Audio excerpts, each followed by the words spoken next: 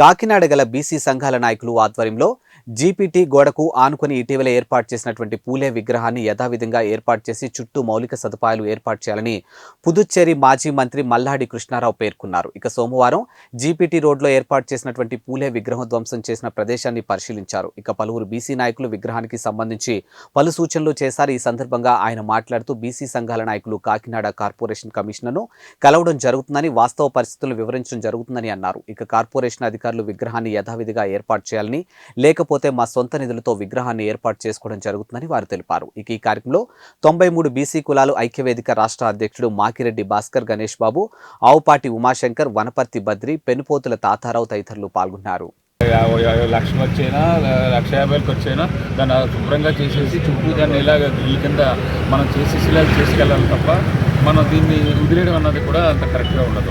ఈరోజు మీరు కలవండి, కమిషనర్ ఏం చెప్తారో చూసి నేను మళ్ళీ 2-3 డేస్లో నేను వచ్చిన తర్వాత అప్పుడు డైరెక్ట్గా మనం వెళ్ళి కలెక్టర్ కలిసి అక్కడ మాకు ఎవరైనా కానీ దాన్ని డ్యామేజ్ చేస్తారు, ఇంకోటి చేస్తారని అనుకుంటే దాన్ని మేము అందరూ వేసుకుని మేము దాన్ని ఇక్కడ శుభ్రం చేసేస్తాం. 1,00,000 అయినా 1,50,000 శుభ్రం చేసేస్తాం.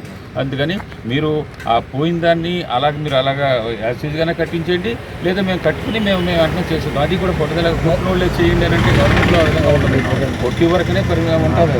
కొట్టిన దాన్ని రెక్టిఫై చేయడం అనేది గవర్నమెంట్లో ఉండదు. దాని గురించి మనం పట్టుదల కాదు. అలా కొట్టేసిన దాన్ని అలా ఉంచడం కూడా మనం మంచిది కాదు. దాన్ని అంతా శుభ్రం చేసేసి దానికి ఆ పక్క ఈ పక్క అంతా గ్రానైట్ ఇచ్చేసేసి ఇది ఎదుర్కొంటా బల్లలో లేకపోతే ఆ స్టెయిన్లెస్ గ్రిల్ లాగా దానికి వేసేసి చుట్టూ ఒక ఇది చేసేసుకుని దానికి మనం వేసుకుని మనం చేసుకుని వెళ్ళిపోదాం. ఈవేళ కమిషనర్ని కలవడం మీరు చేస్తారా లేకపోతే మేము చేసుకోమంటారా? అలా అనుకుంటే మనకి ఎక్కడెక్కడ ఉన్నాయన్నది ఒక ఫోటో కూడా తీసుకుని వెళ్ళాలి.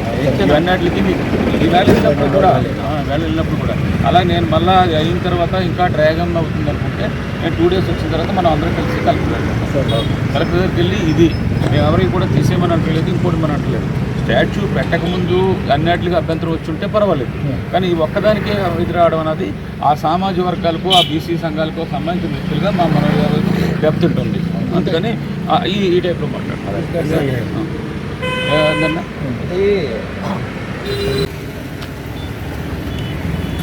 జనవరి 12వ తారీఖున తెల్లవారుజామున గత కొన్నాళ్ళుగా ఇక్కడ పెట్టిన జ్యోతిరాజు పూలే విగ్రహానికి అలాగే అక్కడున్న ప్రదేశాన్ని కూడా కొంత ప్లేట్లు వేసి శుభ్రంగా ఉంచాలనే ఉద్దేశంతో బీసీ నాయకులకు సంబంధించిన పెద్దలు ఒక నిర్ణయం తీసుకుని పనిచేయడానికి ప్లేట్లు వేస్తే సడన్గా జేసీపీ మిషన్ తీసుకొచ్చి వేసే ప్లేట్లని బద్దలు కొట్టడం, అలాగే వారి విగ్రహానికి పక్కనున్న పెడస్టాల్ని మిషన్తో చేసినట్టుగా నాకు ఇక్కడున్న కాకినాడలో ఉన్న బీసీ నాయకులు, ముఖ్యంగా భాస్కర్ వీళ్ళందరూ కూడా నాకు ఫోన్ చేశారు. నేను ఆ రోజు నుంచి ఈ నిన్నటి వరకు మళ్ళా ఇక్కడ యానానికి కానీ కాకినాడ కానీ రాలేదు.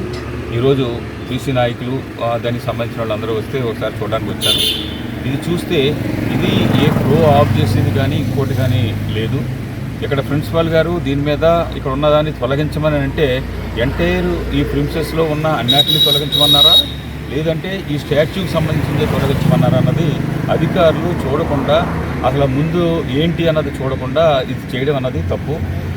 ఈరోజు కమిషనర్ని బీసీ నాయకులు కూడా కలిసిన తర్వాత ఒక 3-4 రోజుల్లో కమిషనర్ గారు కానీ అది యాక్టివ్గా చేసుకోవడానికి వాళ్ళన్నా చేయాలి, లేదంటే మేము చేసుకోవడానికి యాక్టివ్గా చేసుకోవడానికి దానికి ప్లాస్టింగ్ చేయడం, గ్రానైట్ వేసి ఎదుర్కొంటా ఉన్న దాన్ని ఆ డ్రైనేజీకి కూడా ప్లేట్లు కానీ లేదా గ్రిల్ కానీ వేసి ఆ విగ్రహానికి ఎటువంటి ఫుల్గా భద్రత ఉండేలాగా చేసుకోవాలన్నది బీసీ నాయకులు అందరికీ కూడా కోరిక.